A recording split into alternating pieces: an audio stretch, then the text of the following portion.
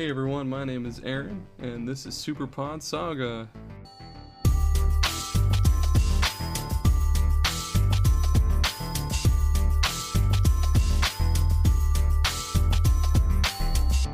Yeah, for any first-time listeners, this is the podcast where Aaron and Tommy discuss a different topic each episode, and we'll talk about it right down to the bone, and then we'll select the sweet video gaming marrow right out of those digital bones. You can find us on Twitter, Instagram, Facebook, TikTok, and Tumblr. Just search for Super Pod Saga, and you'll find all of our stuff available in our link tree as well. And unfortunately, Tommy couldn't be here with us today, but we've got an awesome guest for you. It's Bill from the Gaming and Collecting Podcast. How are you, Bill? What are you doing, man? Hey, dude, I'm doing all right. Thanks for having me again. Yeah, you bet, absolutely. Go ahead and introduce your show and all that stuff, and whatever you guys are doing. Yeah, so I'm one of the two hosts of the Gaming and Collecting Podcast. The Gaming and Collecting Podcast is mostly a gaming and anime-based nostalgia podcast I host with my sister Alex. We kind of go over different topics from like our childhood, but also like some modern stuff. We kind of switch between gaming and anime-related topics. It's been going pretty well so far. Awesome, yeah, and I saw in one of the Discords earlier that you're really liking Yu Yu Hakusho, which is awesome. Yeah, that may or may not be a future topic at some point. Who have they? I forget when it is that they get the other two guys, but who's your favorite of the main dudes so far? So far, I'm probably we have the full party now at this point. I guess that's one way to put it. I guess Yusuke, just from a character standpoint, just because we haven't really got enough like character development for Hiei or Kurama yet. But from like meme potential, definitely. What's his name? Kuwabara. Kuwabara's the most entertaining, that's for sure. He's the Joey Wheeler of that show for sure. Yep, voiced by Vegeta. He's fucking ridiculous. Shut up, Urameshi. Yeah. That dude kills me. Oh my god. Hiei is he's totally a badass later on in the show. See, I laugh because like I watch everything dubbed. I've just always been a dub fan, and watching that one, that is very clearly one of Funimation's earliest dubs, because like you can point out like all those voices like so easily. Like you hear Kuwabara, and you're like, that's just Vegeta. Hiei is totally Android 17. There's a few other ones. I think Kurama is Tien. Like they're all like some of the early funny cast. That wouldn't surprise. They're probably made about the same time as Dragon Ball Z and all that. That sounds about right. I think it was like dubbed around like 2002. I want to say.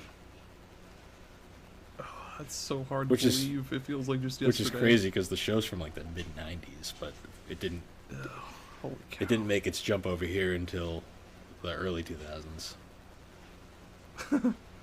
Well, yeah.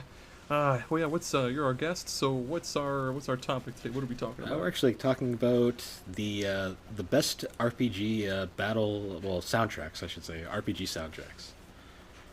Yeah, those are probably some of my favorite tracks to listen to in my spare time. I have so many different little YouTube playlists of different, like there's like a chill tunes playlist and like ones that slap, and then there's one just for battle themes and stuff like that. So this is an awesome one. I'm glad you picked that topic. Hell yeah. Well, I mean, when you're playing a game of mostly just flipping through menus, you got to have a kick-ass like background music to keep you entertained.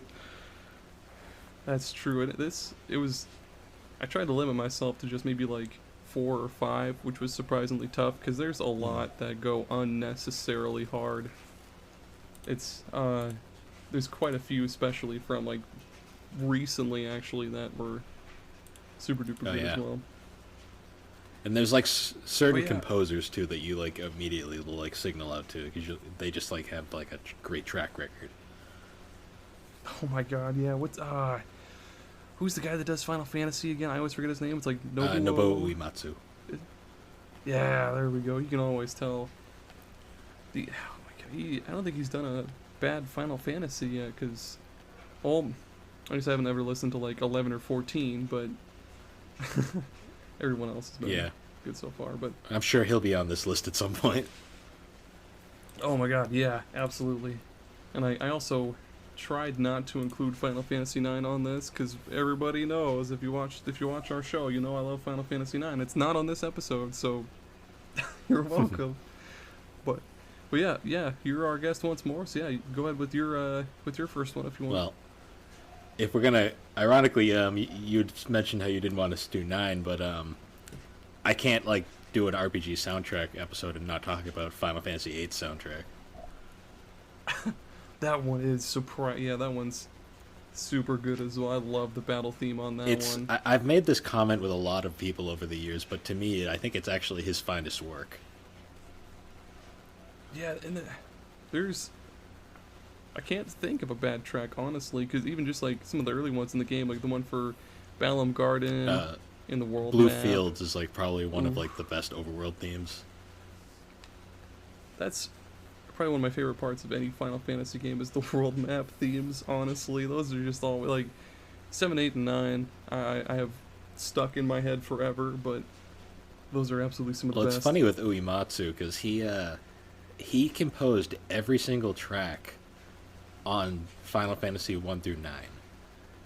And then he basically, like, hit his peak with 9. Because then 10, they brought in people to help him, just because, like, he did every single track in like all the PlayStation 1 games, so by the time they got to 2, it was like really? the PS2 era. They were like, all right, he's gonna need some help. And then after after 10, I think he slowly kind of just faded away and like went off to do his own stuff. But that makes sense, because 10 definitely got super orchestral there in some parts, minus the that one like Cookie Monster sounding song. What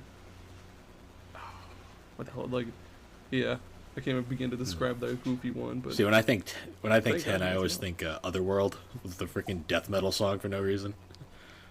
Yeah, that's the one. Yeah, that's the where it's like, all right, right, yeah. I think that was Uematsu too. He did write that one. Oh my god, I hope he did the vocals for that one too. He deserves a lot of credit for that one. Yeah. Okay. That guy was a trendsetter too. Like, he did things for soundtracks that like no other composer did at the time. Like, to this day, I still do not know how he got that sound out of the Super Nintendo. That's a good one to bring up too. The Super Nintendo. I don't know how anybody got such great tunes out of it, because it's all like.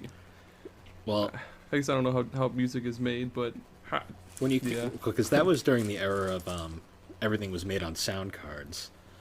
The Super Nintendo was an interesting one because that era in particular was obviously Super Nintendo versus the Genesis, and both systems had very different ways of like producing sound. Like, the Genesis was more the traditional sound card where like they manipulated sounds to like make different sounds. The Super Nintendo used like sampling, which was very different for the time. It was actually the sound card in the Super Nintendo was made by Sony, of all things. That's so which wild. Is partially how they was like one of the first stepping stones to how the PlayStation ended up becoming a thing. But that's a story for another day. The Nintendo PlayStation. Nintendo's biggest mistake they ever made. Oh my god! Yeah, they really paid for it with that generation with the PlayStation. My god, did the Nintendo 64 get it got Dikembe Mutombo'd for sure. Yeah. No. And then the GameCube got it even worse. Oh, and that one's so sad. And by the way, it's so crazy that we both did I think in the same week we both did a GameCube episode. That was pretty completely by happenstance. That GameCube's just so great, though. It is. It's hilarious that when you realize that that's technically a failed console. Oh my god, so many awesome games on it too, and I don't think my list didn't have any GameCube games on it, unfortunately, because it got beaten out by quite a few other awesome games. But unfortunately, RPGs were not the GameCube's biggest strong point. There was a few classics, but like compared to PS2. Yeah, it definitely got shut down. That entire generation could literally be described as curb stop. PlayStation 2 decimated basically everything in that generation. It really did, and we I don't know if you guys talked about this in your GameCube episode, but we talked about it in ours. But the PlayStation 2 could just do everything. It could do CDs, it could do DVDs. It also had well, no, I guess it needed no, it had built-in LAN, I believe, on the original model, and it was everything all in one. It's crazy. Well, I had mentioned that like the majority of me and Alex actually lived in a big Nintendo heavy area for whatever reason. And we were like the one family that had PlayStation stuff. We kind of joked that during that era, everyone had a PS2, but like you go to a friend's house and they have a PS2, and you'd be like, "Oh, you want to play some games?" And their response is, "Oh no, that's our DVD player." So, yeah, we when I first got my PS2, that was the first thing I did as well. I just played a DVD, and I couldn't tell you what the hell movie. I think it was some random one that we had, because that was around the time DVDs were just getting to be popular. So it was some bullshit one, like I think it was called The Ghost in the Darkness, and it was all about lions or something. I forget. I was little as hell, but it's great. It was definitely the cheapest DVD player at the time. Hell yeah, it was. And I'm gonna talk about one of my favorite soundtracks ever, which was a game that was eventually ported to the PS2, so that segue almost made sense. But Grandia 2 is... Grandia 2. It's so good. I saw you posted that earlier in the server. Oh my gosh. So many good tracks. The tragic PS2 port, because my god, it is rough. Yeah, there was... I haven't played the PS2 version, because I've only played the HD remaster that they have on the Switch. That's actually based off the PS2 version. Okay. I remember reading a couple places somewhere about how they fixed this huge texture issue that the PS2 had. Where, it was after battles or the whatever. PS2 version was a butchered port compared to the Dreamcast original, which is always baffling to me because the Dreamcast was weaker than the PS2. But yeah, and I kind of adore those the graphics on Grandia 2. I don't know what it is about it, but everything just looks so neat. Dreamcast era 3D was very fascinating. It wasn't the prettiest 3D, but it had a distinct look to it that just kind of it holds up to this day. There's a reason why people consider the Dreamcast to be one of the greatest failed consoles ever made. It absolutely is. And I don't know when the hell we'll ever get Power Stone 1 or 2 on any other console ever. Other than that one PSP port years ago, yeah. Oh, yeah. That's right, yeah. I forgot about that one. I always forget about that one. Well, everyone forgets about the PSP because everyone thinks, when they think PSP, they always think, oh yeah, that thing that played JRPGs. That thing that had really small DVDs that you can't really ever find anymore, that are hard to find. Yeah, that's true. But, oh man, yeah, Grandia 2 had some really good tracks. No matter where you go or what you're doing in that game, except for maybe one town that has no background music to it, every track is just, it's so serene, and I should say for the towns, and when you're just exploring and stuff, it's so serene and just ambient, and it makes you feel like you're a part of that, well, not a part, you're in that town. I don't know how to explain it, but it's good. So the composer for Grandia 2 was, I apologize for these names because I'm probably going to butcher them, but Noriyuki Awadare, or Dar, your guess is as good as mine there. That's alright. It looks like other works he's done, because he worked on the Lunar games, it appears. Oh, he did Lunar Eternal Blue. Whoa. That's where that name comes from for me. And Grandia, of course, and Grandia 1 as well. He had a pretty unique style, though. It could be very, atmospheric at times, but also very, kind of, poppy and, upbeat. Which really... really fit for the time in a lot of ways. Yeah, for sure it had some of that, early 2000s attitude to it, especially the battle theme, where it just... starts off kind of soft and easy, and then you hear that guitar like squeal there toward the middle. Like it definitely had that early 2000s PS1 Dreamcast attitude that you'd see in like Sonic Adventure or something. The era of like when synths were getting pushed away and like real instruments were finally starting to get brought in. It was a fun time for RPGs. That really was. And if either yourself or anybody else is listening to this and you want to find some of the best tracks, probably the best one it's called In Town Agil, and there's also Dangerous Zone and Nightmare Village Milm, and because there's no official soundtrack for the damn thing, so I've just been stuck going on YouTube to find it. But yeah, those are the three best. Yeah, Grandia 2. Dang, I really want to play that game again at some point. It's just there's so much RPG and I don't have time right now. Oh my gosh, and I love that there's so much customization to it, because unlike other RPGs where your characters learn new skills or spells by leveling up, or through like a spear grid or whatever, you just equip different books, or no, that's only spells I should say, different books for like different element spells and stuff like that. And I love the battle system too, so like how it kind of like you kind of like would plan things ahead, and then like you'd have to like kind of wait. Like it was more strategic, but also it was still turn-based and like simple. Hell yeah, that was, and you could cancel enemies' turns, or you could attack them and delay. That needs to be brought back. Well, I guess they have in other games, but yeah, those games were just so good. More so the second than the first, because sometimes the first is really, really janky, and like your characters will be stuck like perpetually running into an enemy, and they won't go around. But classic 2D era 3 games. So I guess moving on to my next one. So this one is a fairly recent game that recently got a very hyped re-release.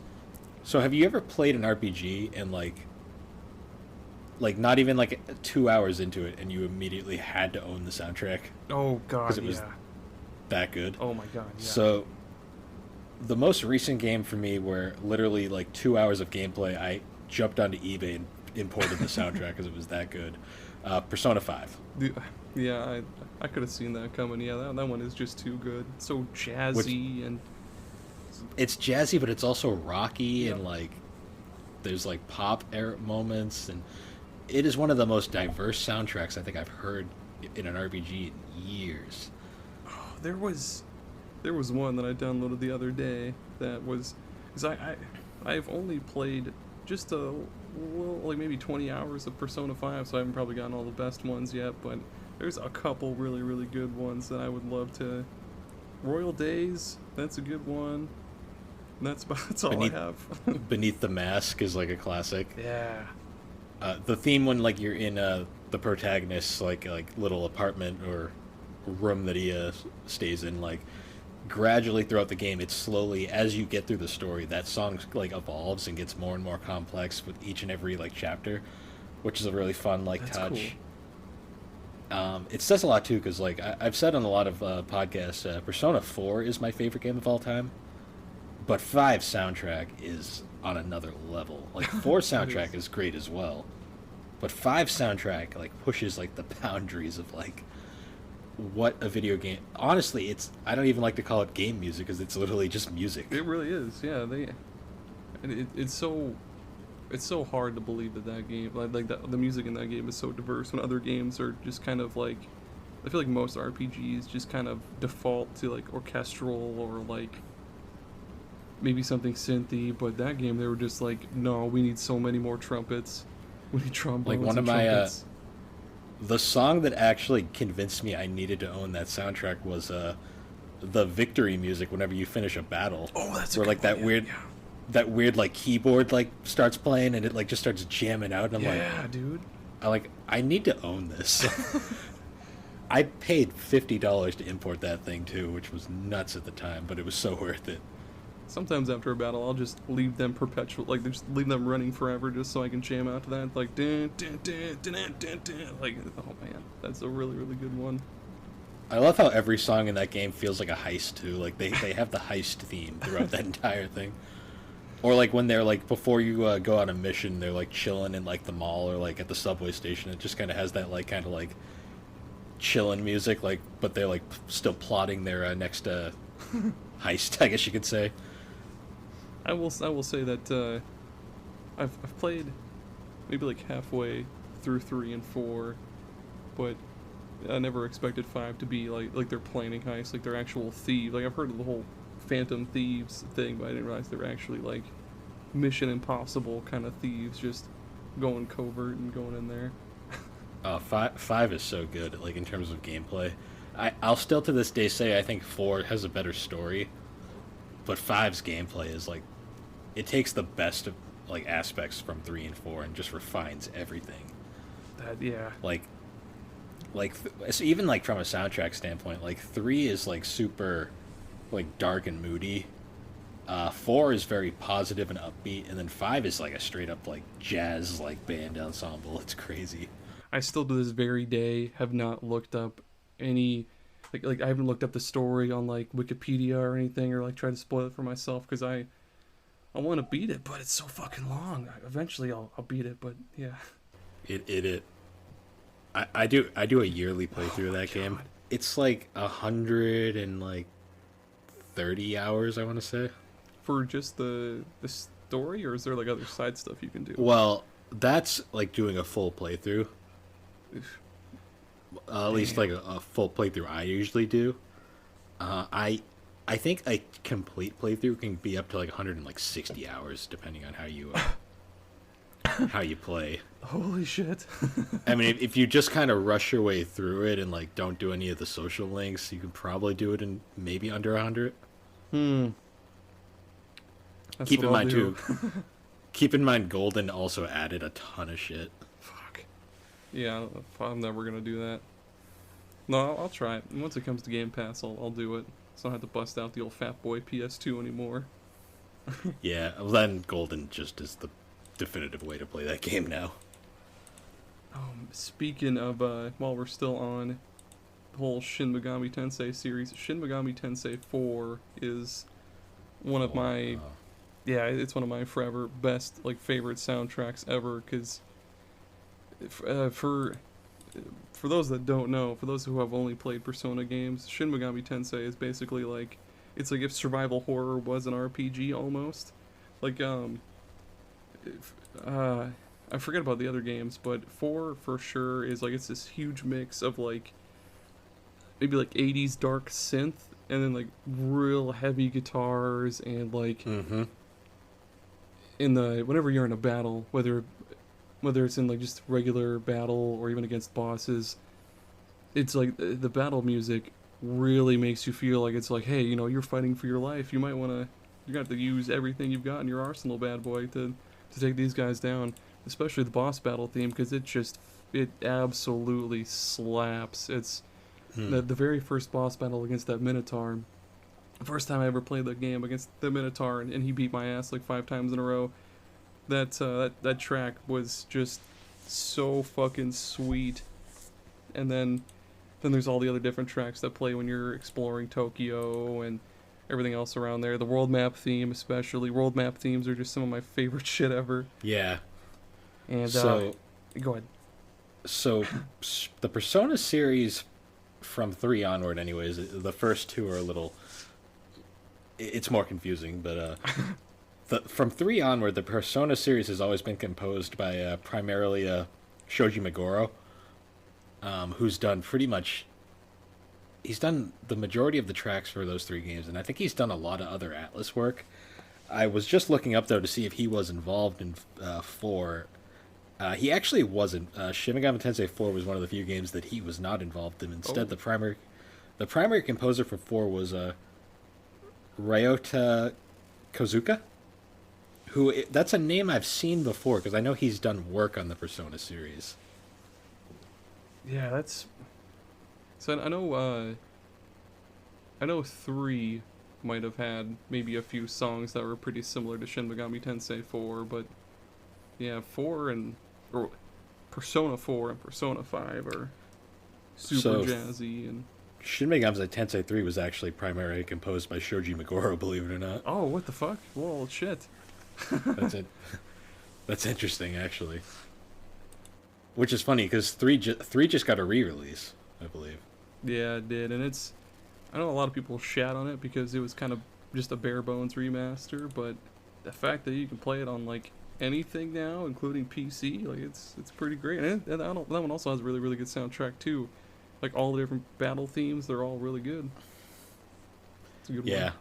one. I mean, it's a PS2 game from like the mid 2000s. What are they really going to expect?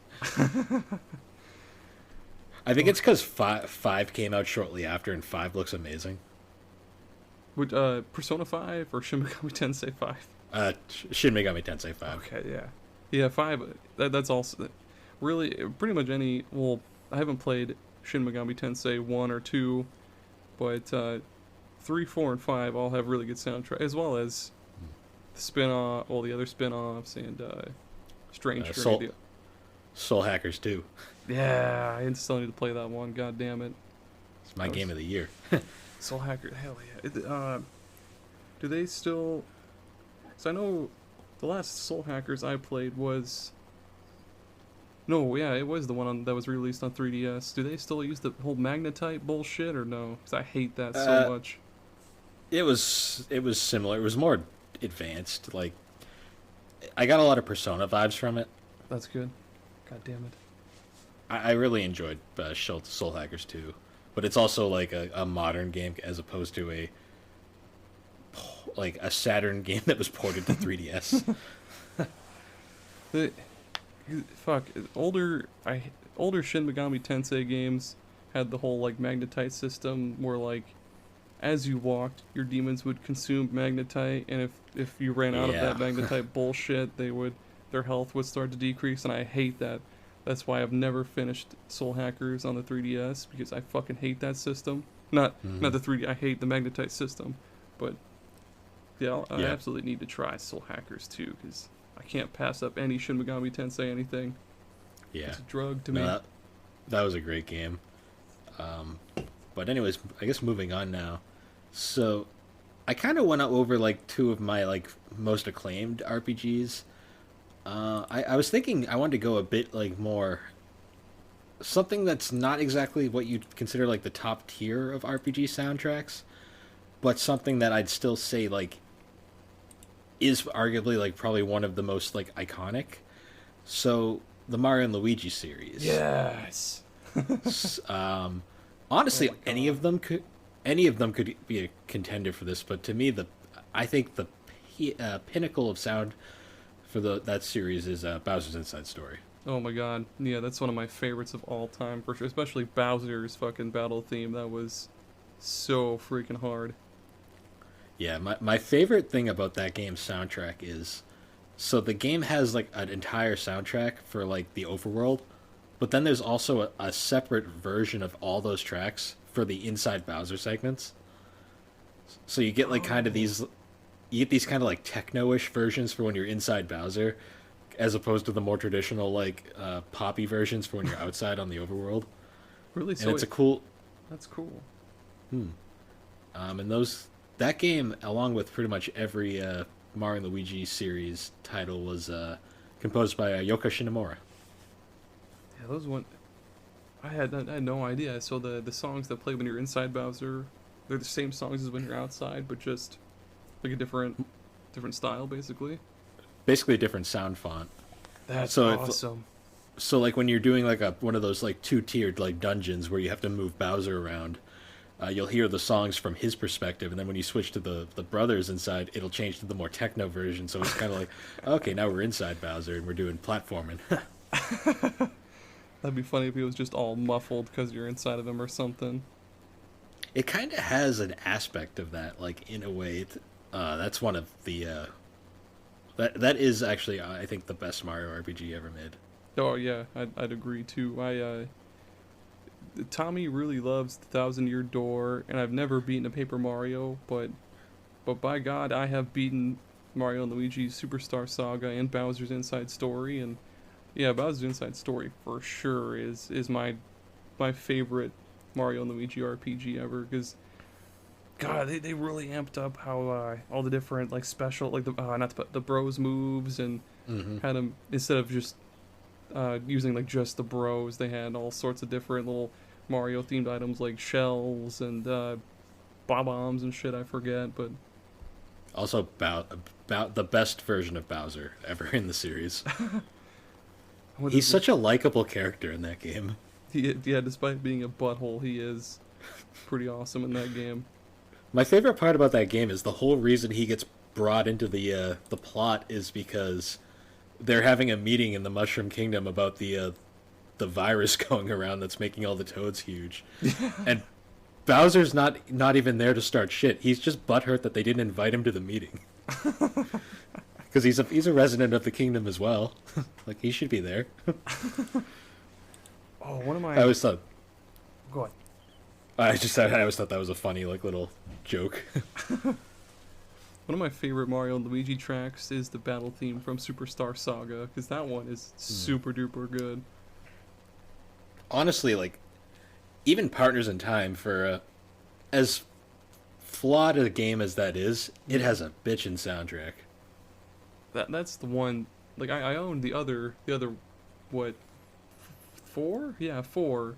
Like, I don't have Partners in Time yet though. There's 5, I want to say now. 5.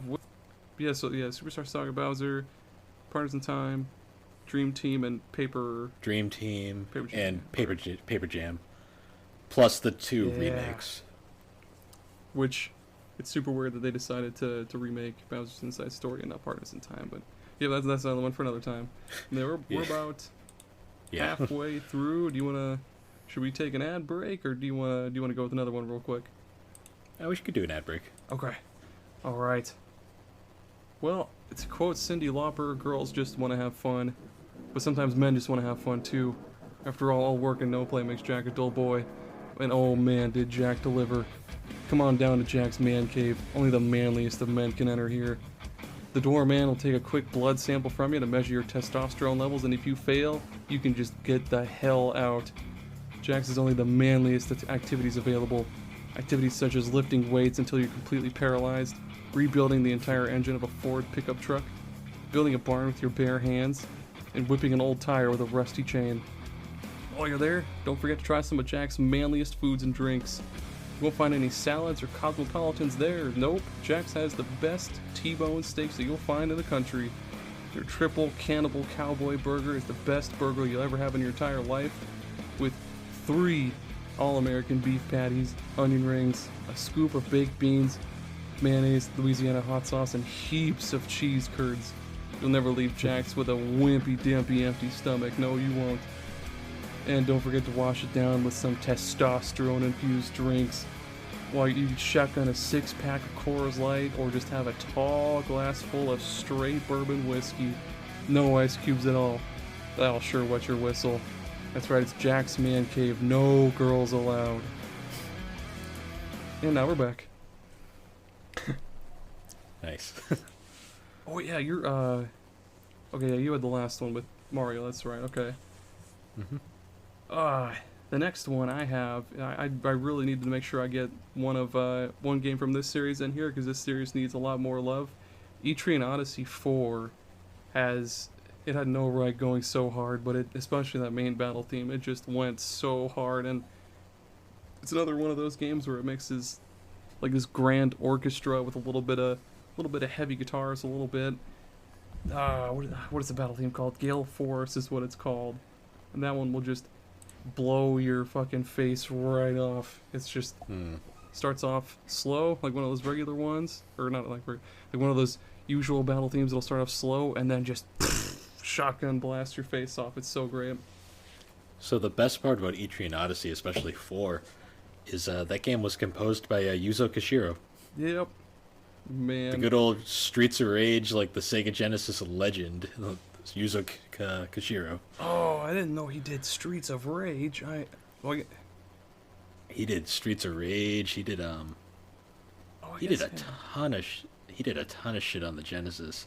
Like, he was one of those guys that really figured out how the Genesis sound card worked.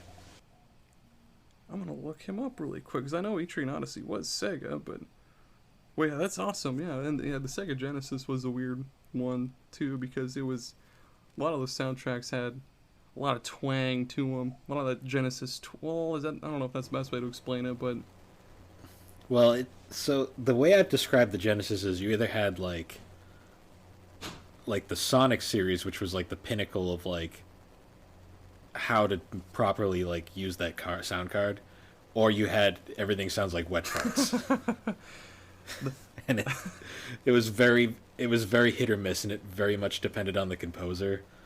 Like some got it down really well, others not so much. Yuzo Kishiro was one of the guys though that he was like a master of the Genesis sound card. oh my god, yeah, he did. Yep, and he did the 8-bit version of Sonic the Hedgehog. Holy cow, he did Shenmue 2. Shenmue and Shenmue 2. That's awesome. Way to go. Beyond Oasis. And he did almost one of my other picks, but he did Seventh Dragon, like the whole Seventh Dragon series. I almost picked one of those. Those are also really, really good. He did a ton of stuff. Like I didn't realize he did like the entire Etrian Odyssey series too, which is even cooler. Oh, he worked on Kid Icarus Uprising. That's another one. I'm still dumbfounded by the fact that he did Streets of Rage 2, because that's a legendary soundtrack. A legendary soundtrack for a legendary game. Like Streets of Rage 2 still is just as good nowadays as it was back then. The next game I wanted to talk about. So this was tough because I was trying to like break down like a whole bunch of different games that I've played over the years. But actually going back to the Genesis, Phantasy Star 4. Oh, that's a good. I hate to keep talking about battle themes, but that battle theme, that was really, really hard for a Genesis song, or Genesis game. I mean, You know, the second I knew, like, so Phantasy Star 4 is without a question the best RPG on the Genesis. It's one of the best RPGs of that era, honestly, in a lot of ways. One of the ways I knew from the start that game's soundtrack was going to be good. The second you start the game up, that opening like intro with just like the bass just like blasting out of your speakers, I'm like, holy crap! I'm like, this one hits hard. blasting out of your like late '90s CRT as hard as they could go. That game had such a cinematic look to it too. Like it had the like anime like manga style like cutscenes that would pop up, and it did like the whole like killing off a main character, like killing off a party member like in way before 7 did it. And I liked how the battles looked, because back then that Earthbound, you didn't ever see your characters. It was just they did their attacks or whatever. But on that game, it was cool how it was just kind of like you see the characters' backs, and then you actually like see them attack and like chopping at the enemies and doing their spells and shit. Like that is a really good game. Well, because at the time you had like two different battle systems. You had either the Final Fantasy style where like it was like a side view, or you had the Dragon Quest style where it was like a first person view, which Earthbound directly copied. And Sega kind of was like the best of both worlds. It was the Dragon Quest like front view, but it also had elements of the Final Fantasy style like side view, which was kind of cool. Yeah, I like that. That game oozed, Phantasy Star 4, I mean, oozed a lot of style, because, like you mentioned, those little, like, manga panels in the cutscenes, those are so good. All the characters had, like, a real 90s anime feel to how they looked, like their little character portraits and everything. Their writing was phenomenal, too, because, like, that game made you really adore that, So the game bait and switches you right at the start because it tricks you into thinking that this one character is the main character, and then just kills her off halfway through the game, and then gives you the false sense of hope that you might be able to get her back, but then goes, nope, she's gone forever.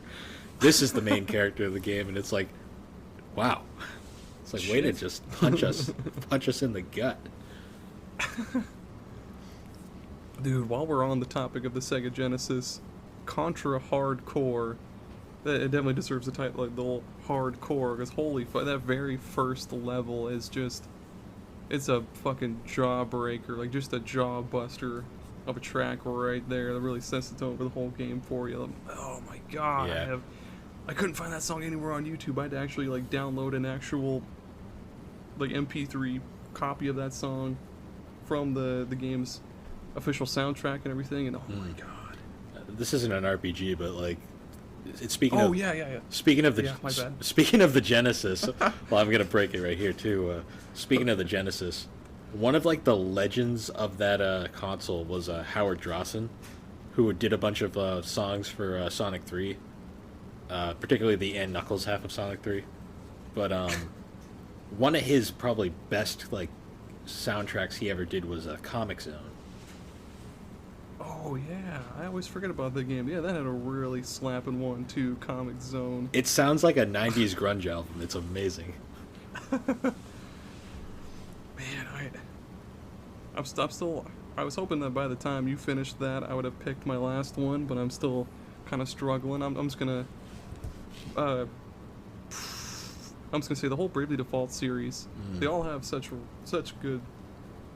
Is another one of those ones where it's like a mixture of the orchestra and really hard guitar or heavy guitars. And if I had to pick one, I guess I'd say the very first game.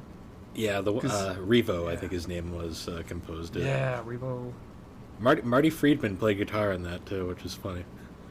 Really? Yeah, from Megadeth. I guess Marty Friedman did some guitar work in that game. Dude, I bet, because the what is it? The tracks for when you're fighting, when you're in those like elemental like crystal temples and you're fighting the bosses there. Those guitars just they're not holding back anything at all. They're going fucking nuts. I can't even think of the name of that track anymore. But a lot of the tracks in that game, especially like the different battle, like the final battle against Aerie. Yeah, that one. That one's got some pretty crazy guitars too. Nah, Bravely Default. It's sad because I think Bravely Default, Bravely Second and Bravely Default 2, I think are better games inherently. Oh, yeah. But the first one just had such a great feel to it. It did. What's weird about that game is when I first got it, I thought it was just going to be like a more modern Final Fantasy 1, basically, where you just make your character. They're just nameless, faceless characters that you just make and throw into the world. I thought that was going to be it, but they're actually like in Bravely Default, they're actually well-developed characters with their own personalities and their own like mannerisms and what's her name? The princess chick. I forget. Not Agnes, right? The other one. I want to say Adia, but that doesn't sound right. No, I think it is Idia. I'm pretty sure. Oh, it is Adia. Okay. Her especially, she starts off real snotty, but then you learn that she, like, through all those little Tales of-esque little like side story. I love games that add stuff like that. Yeah, you learn a lot about her. Like, she really loves food, and she man, they're all such great characters. Those games are, if the listeners, if you haven't played Bravely Default, any of them, I suggest that you do. Well, maybe not the first game because it gets really repetitive there toward the end. But you kind of have to play the first game to play Bravely Second, though, which I think is But Bravely Default 2, it didn't get nearly the praise the first one got, but Bravely Default 2 was phenomenal. It was so good. That one, that's another thing too. The jobs in Bravely Default 2 are a lot more refined and fluid than they were. Because the first game, I feel like a lot of the skills that different jobs learned were just worthless. Because there was a lot where it'd be like, I forget what the names were. They were like skills that give you different weapons, but at like S level or something, or like skills that you wouldn't ever use. But Bravely Default 2 really streamlined that shit, so like every skill that you learned was inherently useful, and it's great. Yeah, Bravely Default, I always felt like was kind of like, it was like Squeenix's love letter to fans of the classic Final Fantasy series. Like, yeah, absolutely. It was like, to all these people who missed these missed the old style Final Fantasy, it's like, here is a game for you. And it had lots of twists too. I'm still stuck on toward the end of Bravely Default 2, but Bravely Default and Bravely Second had some pretty cool twists in them.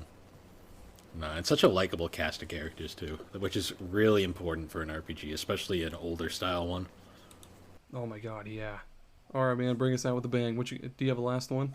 So my last one is, so we had kind of mentioned it previously with Bravely Default, but one of my other favorite games of all time is Tales of the Abyss, and Tales of the Abyss has a phenomenal soundtrack as well. Tales of the Abyss is composed by a pretty well-known composer in the RPG scene because he's done a ton of games. Motoi Sakuror. He's done pretty much all the Tales series. He's done the Star Ocean series. His resume is huge. He actually played keyboards on Bravely Default, believe it or not. Oh, really? That's cool. So he's a very also kind of a polarizing figure though, because a lot of people think his music is kind of bland and generic, because he just does so many projects. I think he also did like Valkyrie Profile and all those games. I'm looking him up right now. Holy shit. Yeah, he's done a lot of games. Oh my god. He did Shining Force 3. Yep. Damn. Oh, and he did Golden Sun. Oh my god, yes. That was also one of my picks too. Tales of the Abyss's soundtrack though is phenomenal. There's so many different styles. Like there's like industrial aspects. There's like rockin' songs, some classical like songs. Like one of my favorite songs in the game is there's a city that's like it's like a city by the water, and the song sounds like it's like this like beach sounding song, kind of like the Costa del Sol from Seven, but it's like it's got such a bop like kind of beat to it, and it like I would just hang out in that city, just roam around aimlessly for like hours just listening to that song because it's so freaking catchy. Oh man, this is probably off topic, but when you mentioned the whole beach thing, oh, what is it from Final Fantasy X? Besaid Beach, I think. That one is so freaking serene. Doesn't even begin to describe it because it's just so peaceful. Listeners, look up the song from Besaid Beach from Final Fantasy X. You won't regret it. That's a song you could do yoga to. That's a song you could. This is a song you could send many a work email out to. Just put it on repeat, and you'll never feel stressed a day in your life. No, that one's a classic. The battle themes are fun. It does one of my favorite things where like the main theme of the game gets like to me like one of my favorite RPG like soundtrack cues is when there's a main theme and then that main theme is reprised multiple times throughout the game at different points. And one of my favorites in Tales of the Abyss is I don't want to spoil it because it's a very key plot point, but there's a certain battle that takes place right at the end that's a very climactic, like it's not the final boss, but it's one of the final like kind of like fights that happens during the game, and the theme that plays is like this like epic like slow rendition of the game's main theme, and it's just such a callback. You're like, hey, I remember that. That's awesome. One thing I'd like to point out about video game soundtracks is that I really dislike when all songs are like the same style, because I can't think of any names off the top of my head, but there's quite a few I've played where it's just all orchestral all the way through or something, but I like when they really mix it up. A lot of modern RPGs I've noticed have done that, and it's very disheartening at times because you're like, it makes it so hard to like stay like on track with a game. Yeah, a good soundtrack could make even the dullest game. And this is a point to Bomberman Hero, which is not an RPG. It's just Bomberman Hero is an alright game, but the soundtrack really makes up for it because it's popping. But yeah, a good soundtrack can make any game stand out. It's why the Sonic series is so memorable. Yeah, oh my god. Yeah, we talked about this in the other chat too. Sonic Adventure soundtrack. Holy shit. It's ironic that Sonic's one RPG is like the worst soundtracks he's ever had. Was that the one on the DS? Yeah, and the soundtrack is horrendous. It's like the RPG is the one Sonic game where they dropped the ball on the soundtrack. It was like, really? It is weird that one was a BioWare game of all devs too. It was just it was a BioWare game, but what you didn't realize is that BioWare just handed it off to their C team and were like, make it work. It's Sonic and it's turn-based. Do it. Game had some good dialogue, I'll give it that, but everything else was the battle system was literally Elite Beat Agents. Really? Like to do actions, you had to like touch the screen at various points and like drag the stylus around. It was really not a bad idea, but when you screw up, because it was very sensitive and you screwed up just a bit, there goes your healing move. I've always been curious. Like, I know that game exists and it's been on my wish list for a while, but now I kind of don't want it. Especially since it's like $80 now. Now I don't want it. Yeah, I wouldn't. And if you get it for cheap, I'd recommend giving it a shot just because it's fascinating. But yeah, it's not worth what they want for it nowadays. It also ends on a cliffhanger. That's never gonna get resolved. Eggman won. That's just how it ends. Eggman won. Did you have one more, or did you want to do some like honorable mentions, or? Yeah, we can do some honorable mentions. Go ahead with any of yours. I still gotta look a couple up really fast. So a key one that I wanted to mention, but like it's a bit overpicked, I think nowadays. But Earthbound soundtrack. There's literally there's like a Beatles like that's absolutely sampling. There's like Monty Python samples in that soundtrack. I forget which town it is. I think it's Foreside. The track for that town is. I know listeners can't see it or hear it, but I'm doing the whole like okay thing with my fingers because it's so good. The battle with the all the battle themes are called battle with a something, but there's one where like you're when you battle a machine. I think it's battle against a mechanical opponent or something, but it's got a. Oh, is it like the one that's like Johnny C. Good or something? Johnny B. Good or whatever? It's got a lot of bass. It's like boom, boom, boom. I think I know the one you're talking about. There's a ton of them. To me, the one track in that game that always sticks to my mind is the character naming screen, where it's like that, like the first freaking script, one of the first sounds you freaking hear in that game, and it's like do do do do do do do do do. Yeah, dude. And then it gets to that funky like bass jam song where it's like do do do do do do. Like it's like this is way more catchy than it needs to be. The third town is just called Threed. Threed. I think yeah, that's a really good one. Onnet, Tucson, Threed, and Foreside. Yep, Foreside. The Runaway Guys, the Blues Brothers parody. Their songs are great too. I can't believe this wasn't one of my picks, but this is gonna have to be an honorable mention, I guess. But the Xenoblade series also goes really hard. Oh, and if you're gonna talk about Xenoblade, because that composer. Oh, maybe not Xenoblade. I'm thinking Xenogears. Xenogears was also a good one. I should bring that one up too. I was gonna say like a soundtrack that we can't not talk about is Chrono Trigger. Rick Astley's in that game. Really? What? You ever heard Robo's theme? It sounds like "Never Gonna Give You Up" by Rick Astley. It's like one of the funniest things ever because everyone's like, yeah, I wonder if that was intentional or just a really funny coincidence. Yeah, Chrono Trigger was special. Like probably like the pinnacle of like SNES like sound. Oh hell yeah, it was. Oh, what's another? I just had another SNES one on my brain. Secret of Mana, maybe. Yes, yeah, that one. There was one track called like Mystic Metal or Metal Force. I forget, I don't know. All the tracks on Secret of Mana are really good, especially the Winter Town. Another SNES title, though, that's pretty interesting is Secret of Evermore. Mm-hmm. That was, believe it or not, like the first composition by Jeremy Soule. Who? What else does he do? Elder Scrolls. Yeah. Holy shit, okay. He did Skyrim, Oblivion, and I think maybe Morrowind. Holy shit, okay. I never would have thought that he'd go from SNES to the. What is the main song for Skyrim? It's like, no, that's Pirates of the Caribbean. I'm thinking about. God damn it. The Dragonborn song. Well, it's funny because he did Secret of Evermore on the SNES, and then he did like humongous entertainment games, and then he did Harry Potter games, and now he's Harry Potter. Elder Scrolls. I'm really mad at myself for not bringing up The World Ends With You. I don't know how I forgot about that. A lot of Square Enix games around. Yeah. Hey, listeners, if you enjoy Persona soundtracks, you're gonna love The World Ends With You. It's so hip-hoppy and synthy and so great. I was listening to it today, but the old school Pokemon soundtracks too. Oh, yeah. I was still saying to this day, Red's theme from Gold and Silver is like the best final boss theme like in Pokemon ever. I really like the town themes from Gold and Silver. The Game Boy Advance was an underrated like console for soundtracks. It really, Ruby and Sapphire. That's for sure had some really like Slateport City where it's like dun, dun, dun, dun, na, na, na, na. Yep. That was big for a GBA game. It's so hard to believe that it had such grand tracks like that. You know, everybody like always dumps on it for like too much surfing, but the surfing theme is freaking epic in that game.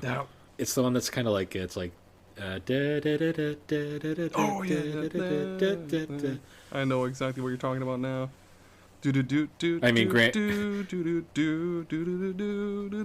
Now it's forever in my head. I mean, granted though, technically the song goes in a battle every 5 seconds, but you have to like sit there and let it play just for a minute to really. In like 5 seconds, you'll run into a Magikarp or some goddamn shit. A Wingull. Oh my god. Enough with the Wingulls. A Wingull or a Tentacruel, the Zubats of the sea. I'm trying to think of another one that like would be a good like honorable mention, because I'm trying to think back to like 8-bit era, but there isn't a lot of 8-bit RPGs that really come to mind. The only ones. I mean, other than Pokemon. Yeah, I mean, I can't say I've played a whole lot of 8-bit like RPGs on like the NES, or like I haven't ever played the Master System, so don't even bring that guy up. But the only RPGs that come to mind for the NES would be like Final Fantasy, and I think that's about it. Dragon Quest or Dragon Warrior. Oh yeah, Dragon Warrior. But when I think Dragon Quest, I think like the later games, particularly like the DS ones. Actually, that's another game. Dragon Quest IV has a phenomenal soundtrack as well. Yeah, it does. I don't know if this counts as a JRPG. Well, Omori has a really good soundtrack, but I don't know if that one counts. If you haven't played Omori, Bill, I highly recommend that you do, because that's a really good game. With a really, I'll have to look into with that a one. really bumping soundtrack too. It's all over the goddamn place. I could honestly just sit there and listen to like RPG music for days. I know. I've downloaded so many good fucking songs over the years, and I can honestly just talk about JRPG soundtracks until the end of time itself. But fuck, I'm already out of different ones. Without looking at my phone, I'm out of ideas. Yeah, I'm out of ones to really like come to my Yakuza Like a Dragon. I guess that was really good. I enjoyed that game. Oh my god, yes, that battle theme. Man, that one really hits you. Oh my god. I keep forgetting that's an RPG. I'm like, all right, RPG. That's a great one. Oh, Golden Sun. I don't recall any of the town themes or anything, but I know that on the first game, the battle theme is really, really good. I'd be stretching, because I could be like, well, there's like this weird obscure RPG I played on the Game Gear from like 30 years ago or something, before I was born, you know. Not everybody, that's it. Those are all the best soundtracks. Don't even try to message us or add us with any other great soundtracks. But actually, yeah, go ahead and do it, because we love to know what your favorite JRPG soundtracks are, or just individual tracks, honestly, because there's a lot of games that I couldn't name the entire soundtrack, but I just know like select songs and everything. But I could do an entire podcast on Persona 5 or like Final Fantasy 8 soundtracks. So. Oh yeah, like a music appreciation thing, just sitting there vibing with like the coffee shop song from Persona 5. That one is. Yeah. Well, actually, just a quick shout out. Our buddies over at Gaming Together have a series called Listening Together, and they actually did an episode on Final Fantasy 8 soundtrack that I guessed it on. So. God damn, that'd be a good one. Final Fantasy 8 needs more love. Go love Final Fantasy 8, everybody. But yeah, Bill, where can everybody find you? So I have two primary podcasts that you can follow me at. There's obviously Gaming Collecting's my primary. That's on all the major podcasting platforms, particularly Apple, Spotify. You can find it easily at Linktree, or I think it's just Linktree / The Barber Who Games. And then my second podcast it's a bit more of a part-time one. It's on hiatus at the moment, but the 3DO Experience, which is a retrospective podcast talking about the Panasonic 3DO, the console itself, and the company behind it. Yeah, and that's pretty much where you can find me. As for Super Pod Saga, yeah, if you follow us anywhere, you can find us. You can find us in our link tree. That's in almost all of our bios, except TikTok, because TikTok doesn't allow you to put anything in your bio, because TikTok's weird. But yeah, we're on Twitter, Facebook, Instagram, everywhere. All of our episodes are on Spotify, Apple Podcasts. If we're not on one platform that you listen to your stuff on, just tell us and we'll get it on there. But otherwise, that's it for us. And thank you for listening. And goodbye. Have a good one, guys.